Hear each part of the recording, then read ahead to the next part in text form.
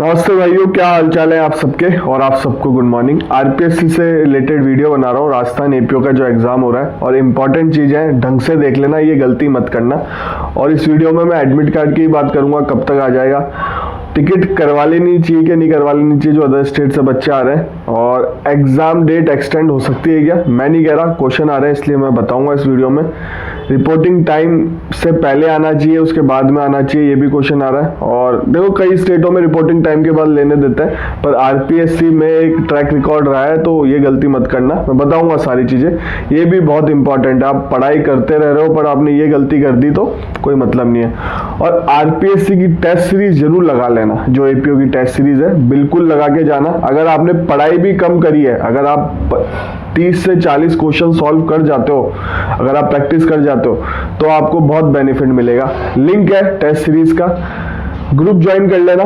और कोई भी डाउट है आपको, फोन नंबर डाल दूंगा, उस पर कॉल करके पूछ लेना। ऐप है, ऐप का लिंक डाउनलोड कर लेना, वहां से टेस्ट सीरीज परचेज कर लेना। अभी क्रिसमस ऑफर चल रहा है, कल लास्ट डेट है। कल आप वीडियो देख रहे होगे, क्रिसमस और न्यू ईयर ऑफर चल रहा था। अब ये 2 तारीख को प्राइस इंक्रीज हो जाएगी। अगर किसी ने अभी तक टेस्ट सीरीज परचेज नहीं करी है राजस्थान एपीओ की, हिमाचल प्रदेश सिविल जज की, तो अभी जाके परचेज कर लो। इससे सस्ती टेस्ट सीरीज आपको कहीं नहीं मिलेगी, इससे अच्छी टेस्ट सीरीज आपको कहीं नहीं मिलेगी। सीनियर प्रोफेसरों ने बनाई है टेस्ट सीरीज, इस चीज का ध्यान रखना। टेस्ट सीरीज परचेज कर लो। सबसे पहले अपन बात करते हैं आरपीएससी एडमिट कार्ड की। देखो, एडमिट कार्ड 1 हफ्ते पहले आता है, 1 हफ्ते के बीच में आपको एडमिट कार्ड दिख जाएगा। 19 तारीख को एग्जाम है, लगा लो आप, 7 दिन पहले के आसपास एडमिट कार्ड आ जाएगा। और ये रूल बना रखे हैं उन्होंने, क्योंकि पता ना चले बच्चों को कि सेंटर कहाँ है, चीटिंग वीटिंग से बचने के लिए। तो एडमिट कार्ड बता देंगे आपका कहाँ पे क्या है, जयपुर है। फिर स्कूल का भी शायद लेट आता है, पता चल जाएगा आपको 7 दिन के अंदर अंदर आपको पता चल जाएगा एडमिट कार्ड का। ठीक है, एडमिट कार्ड की टेंशन मत लो। बात आती है टिकट कराने की। देखो, अदर स्टेट के जो बच्चे हैं उनका जहां तक है 90% चांस है, 99% चांस है जयपुर ही आएगा। बाकी अपने रिस्क पे अगर आप जयपुर कराना चाहते हो तो करवा लो। और जयपुर से इजी है जाना, कहीं पे भी आपको सारी बस ट्रेन सब कुछ मिल जाएगा। और आपको 1 दिन पहले आना है, इस चीज का ध्यान रखना। एग्जाम देने 1 दिन पहले आना। 2 घंटे का पेपर होगा, ऐसा नहीं कि जेएलओ की तरह सुबह से शाम चलेगा। तो 1 दिन पहले आना, आराम से रिलैक्स करना, होटल वोटल कर लेना और अगले दिन चले जाना, कोई दिक्कत नहीं है। ठीक है, और रिपोर्टिंग टाइम से पहले ही पहुंचना। जो भी रिपोर्टिंग टाइम आएगी उससे आपको पहले ही पहुंचना है सेंटर में। रिपोर्टिंग टाइम पे गेट बंद कर देते हैं, फिर किसी को एंट्री नहीं मिलेगी। जेएलओ के टाइम पे बहुत आए थे हरियाणा से, उनके वहां पे दे देते होंगे एंट्री, बट राजस्थान में जितने भी आरपीएससी एग्जाम होते हैं और भी एग्जाम होते हैं, उसमें रिपोर्टिंग टाइम के बाद एंट्री नहीं देते। इस चीज का ध्यान रखना। रिपोर्टिंग टाइम से पहले आप एग्जाम सेंटर पे होने चाहिए हो। चाहे आप बहुत लड़कियां तो रोती रहती हैं, फिर भी एंट्री नहीं मिलती, सारी मेहनत बेकार हो जाती है। तो रिपोर्टिंग टाइम से पहले पहुंच जाना।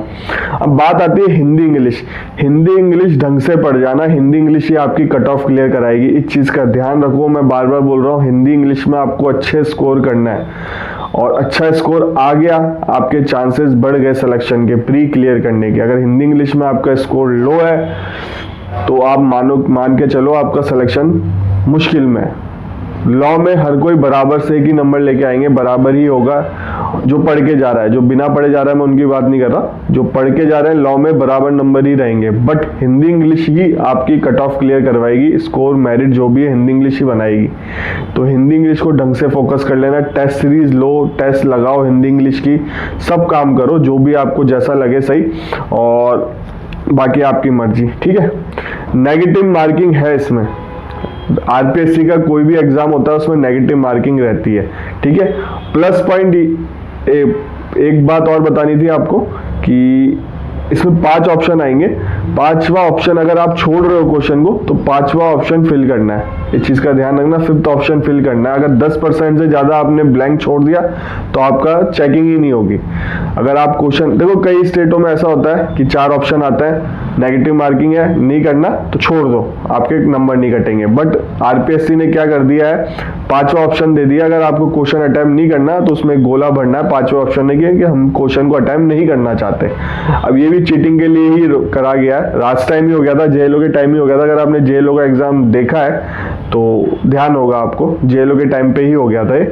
तो अब देखते हैं इससे कितनी चीटिंग का क्या रहता है। बच्चों पे ही आती है सारी चीज़ें, और जो होना होता है वो ऊपर लेवल पे हो जाता है। अगर आपको पता होगा, राजस्थान में आरपीएससी मेंबर पकड़े गए हैं, राजस्थान आरपीएससी मेंबर को केस चल रहा है उन पे। तो अपर लेवल पे होती है बहुत सारी चीज़ें, लोअर लेवल पे कुछ ही नहीं होता, और परेशान बट स्टूडेंट ही होता है, इस चीज़ का ध्यान रखो। तो नेगेटिव मार्किंग भी है, 5th सर्किल आएगा, उसका ध्यान रखना, भरना है आपको, ठीक है। और ध्यान रखने वाली बात यह है, स्वेटर अलाउ करेंगे, स्लीपर भी अलाउ कर देते हैं। अपने जेएलओ के टाइम पे भी स्लीपर अलाउ थे, तो सॉक्स शायद अलाउ ना करें। इंस्ट्रक्शन आएगा एडमिट कार्ड में, तो ठीक है। और बहुत सारे बच्चों ने मतलब कई स्कूलों में स्लीपर उतरवा दिए थे जेएलओ के टाइम पे, बट मैंने पढ़ रखा था इंस्ट्रक्शन। तो डीन आई थी उस, जो भी डायरेक्टर थी उस स्कूल की, उन्होंने मुझे आके बोला आपको उतारना पड़ेगा। तो मैंने उनको यही बोला, मैडम इंस्ट्रक्शन लेके आओ आप, और उसमें खुद पढ़ो, आप इतने पढ़े लिखे हो आप, और स्कूल के डायरेक्टर हो, डीन हो, आपको यही नहीं पता। फिर उन्होंने आके मुझसे सॉरी बोली थी, हाँ सॉरी हमने पढ़ा नहीं, हमको लगता था कि सारे, क्योंकि आरपीएससी के अधिकतर एग्जामों में स्लीपर भी उतरवा देता है। और जेएलओ का एग्जाम ठंड में था, और ठंड में क्यों बीमार हुए, मार्बल रहता है, फर्श ठंडा रहता है, तो स्लीपर अलाउ करेंगे वो, टेंशन मत लो, स्लीपर भी अलाउ करेंगे। और बट रिपोर्टिंग टाइम से पहले पहुंच जाना। और बहुत सारों के मन में ये डाउट है कि पढ़ना क्या है, जो सिलेबस मेंशन है उसको पढ़ के जाओ, ढंग से पढ़ के जाओ, बेरेक्ट पढ़ के जाओ, सफिशिएंट है। सिलेबस से बाहर पेपर कभी आता नहीं है, इसलिए सिलेबस बनाते हैं। अगर आ जाएगा तो फिर वैसे ही सब एडवोकेट है लगा देंगे रिट हाई कोर्ट में। तो सिलेबस से, जो सिलेबस मेंशन दे रखा है, न्यू सिलेबस आया है आरपीएससी की साइड पे है, अब तो देख ही लिया होगा। अभी तक नहीं देखा आपने तो आपका प्लस पॉइंट यही है, क्वेश्चन लगाओ, सॉल्व करो पेपर, और ये है। और जो पढ़ रहे हैं, मेहनत कर रहे हैं, तो मिस मत करना, ट्राई यही करना है कि फर्स्ट टाइम में ही निकल जाए सारी चीज़ें, बाद में बहुत दिक्कत आती है। तो ठीक है। और राजस्थान में सिविल जज की वैकेंसी भी आएगी, बहुत जल्दी आएगी, और जनवरी फेब में तो वैकेंसी आपको पता चल जाएगी कितनी वैकेंसी नोटिफाई हो रही है। तो सिविल जज वैकेंसी के लिए आपको क्रिमिनल लॉ नए वाले पढ़ना राजस्थान में, यूपी के लिए भी आप नए वाले ही पढ़ना, ठीक है। छत्तीसगढ़ की वैकेंसी आ गई है, छत्तीसगढ़ में नए वाले ही आए हैं। हिमाचल प्रदेश में आपको पुराने वाले पढ़ना है, हिमाचल प्रदेश की सिविल जज की वैकेंसी आ गई है। दिल्ली में हायर जुडिशरी आ गई है, उसमें भी नए वाले पढ़ना है, दोनों पढ़ना है। तो दिल्ली जब लोअर जुडिशरी आएगी उसमें नए वाले ही आपको पढ़ना है। ये चीज़ें मैं आपको बता रहा हूँ। अगर आप दिल्ली की तैयारी कर रहे हो, दिल्ली जुडिशरी सिविल जज जूनियर डिवीजन की, तो नए वाले क्रिमिनल लॉ पढ़ने लग जाओ।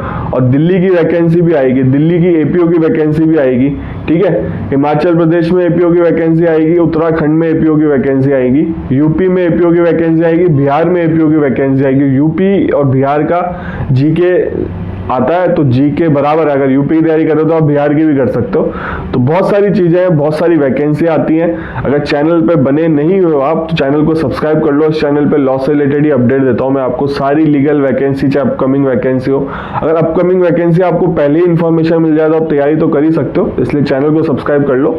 और हर कैटेगरी की वैकेंसी आती है, चाहे फ्रेशर हो, एक्सपीरियंस हो, चाहे लीगल इंटर्नशिप हो, गवर्नमेंट की, गवर्नमेंट की बात कर रहा हूँ। प्राइवेट सेक्टर की अभी तक मैंने वैकेंसी नहीं बनाई है, अगर फ्यूचर में हो सकेगा तो मैं प्राइवेट सेक्टर का भी बनाने लग जाऊंगा।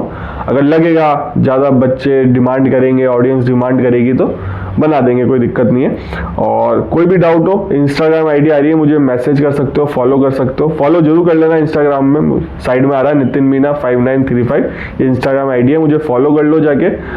और कोई क्वेश्चन हो आपका जेन्युइन, हाय हेलो मत लिखना, डायरेक्ट क्वेश्चन लिख देना, मैं रिप्लाई कर दूंगा। आपसे मिलेंगे अगले वीडियो में।